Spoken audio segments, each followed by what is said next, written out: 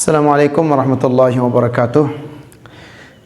Baik, terkait ada pertanyaan yang masuk. Ini kemarin dari pembahasan kita yang sudah lewat. Ada yang bertanya, apa yang dimaksud dengan mutlaq fi'lin Nabi, mutlaq fi'lin Nabi sallallahu alaihi wasallam, wa mutlaqul ijma' wa mutlaqul qiyas hujajun. Ini pertanyaannya, apa yang dimaksud dengan mutlaqul fi'lin Nabi, mutlaqul ijma', mutlaqul qiyas hujjah. Mutlak perbuatan Nabi, mutlaknya ijma' dan mutlaknya qiyas itu menjadi hujjah, menjadi dalil, menjadi bukti. Jadi kemarin kita sudah bahas bahwa mutlaqul amr lil wujub. Ketika ada mutlak perintah menunjukkan kewajiban. Ketika ada mutlak larangan menunjukkan tahrim. Ada perintah berarti ada kewajiban. Ada larangan berarti ada keharaman. Jadi ini sudah jelas yang kita bahas kemarin. Sekarang ada pertanyaan, apa maksudnya mutlaq fi'lin Nabi sallallahu alaihi wasallam, mutlaqul ijma' wa mutlaqul qiyas? Di sini ada pertanyaan, ada yang beserta dengan contohnya. Jadi sebelum kita masuk ke jawabannya, perlu kita ketahui bahwasanya yang namanya mutlaq itu tanpa syarat, bebas, tanpa ikatan. Itu maksudnya mutlaq. Nah, di sini apa yang dimaksud dengan mutlaqu fi'lin Nabi sallallahu alaihi wasallam? Pertama, mutlaq fi'lin Nabi sallallahu alaihi wasallam adalah perbuatan Nabi yang tidak ada kejelasannya tentang hukum boleh atau tidaknya. Itu mutlak, bebas, tanpa syarat, tanpa ada ikatan. Umpamanya yang mutlak ini perbuatan Nabi. Nabi sallallahu alaihi wasallam umpamanya beliau minum 3 kali. 3 kali beliau minum. Tidak seperti kita umpamanya. Kalau kita lihat banyak yang minum itu kalau tidak ikut cara Nabi, minum sekali angkat gag sampai selesai. Nabi tidak. Nabi tidak pernah menjelaskan begini cara minum yang sunnah, begini yang seharusnya minum. Dalam riwayat Nabi itu kalau minum 3 kali, bismillah, minum, bernapas 3 kali nafas. Bismillah, minum, alhamdulillah, sampai 3 kali. Setelah 3 kali baru selesai beliau minum sallallahu alaihi wasallam. Ini contohnya. Contoh mutlak perbuatan Nabi sallallahu alaihi wasallam. Tidak ada kejelasan. Bagaimana? Kenapa Nabi minum 3 kali? Apa? Tidak ada anjuran dari Nabi. Kita tidak temukan umpamanya. Kita tidak temukan ada larangan yang menyalahi hal itu. Hanya saja kita temukan bahwa Nabi minum dengan cara seperti itu.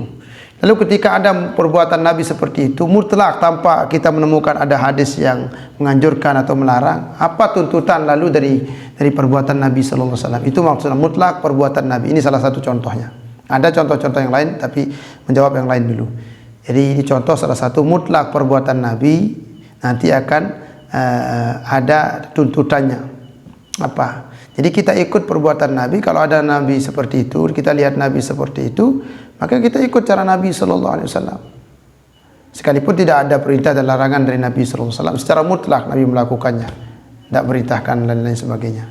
Itu namanya mutlak fi'lun Nabi sallallahu alaihi wasallam, maka dianjurkan untuk diikuti. Yang pertama, mutlaqul ijma', ada ijma' secara mutlak. Bagaimana? Umpamanya semua ulama bersepakat. Umpamanya sekarang semua ulama tak ada kita dengar yang membolehkan narkoba umpamanya. Itu ijma' secara mutlak. Karena tidak ada satupun ulama yang membolehkan, mengatakan narkoba itu halal. Tidak ada zaman Nabi sallallahu alaihi wasallam. Tapi karena ulama seluruh dunia bahwa mukhaddarat kalau bahasa Arabnya, kalau kita menyebutnya narkoba, itu diharamkan oleh seluruh ulama.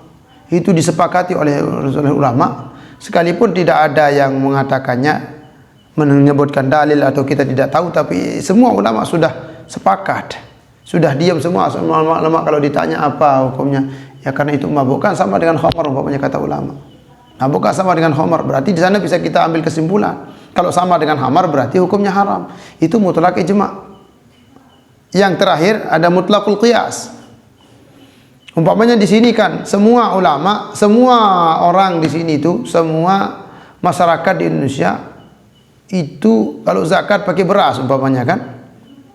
Zakat pakai beras umpamanya seluruh ulama. Kita tidak pernah dengar ada ulama yang melarangnya. Hampir mirip dengan ijma' Sukuti.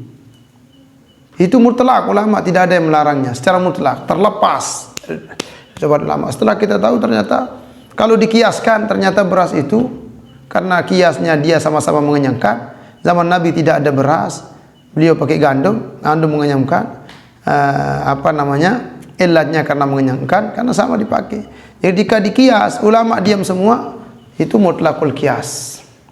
Bebas artinya, ulama terlepas, ulama diam semua, mirip-mirip Sukuti. Itu mutlak, tidak ada yang mengkaitkannya.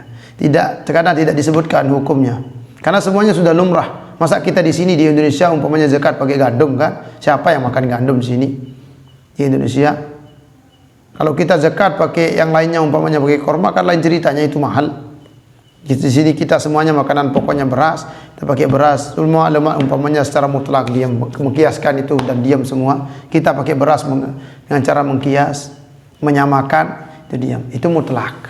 Mutlakul kias. Jadi mutlak fi'lun Nabi, mutlak al-ijma', mutlakul kias itu semua menjadi hujjah. Hujajun menjadi bukti, menjadi dalil, menjadi dasar bagi kita.